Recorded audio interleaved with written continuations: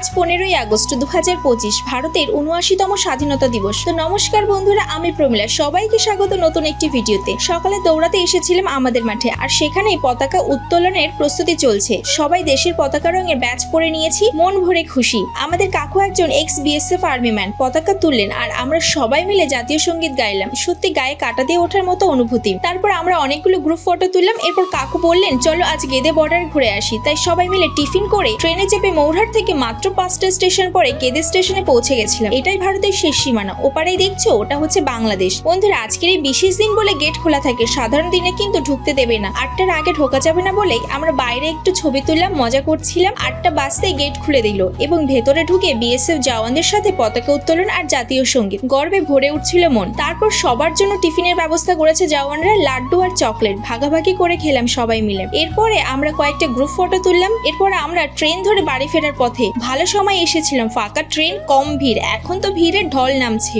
আবার আমরা সবাই মিলে মজা করতে করতে ট্রেনে করে বাড়ির দিকে রওনা দিলাম। এই ছিল আজকের 15ই আগস্টের ব্লগ। দেখা হচ্ছে পরবর্তী ভিডিওতে। ভিডিওটি ভালো লাগলে পাশে থাকবেন।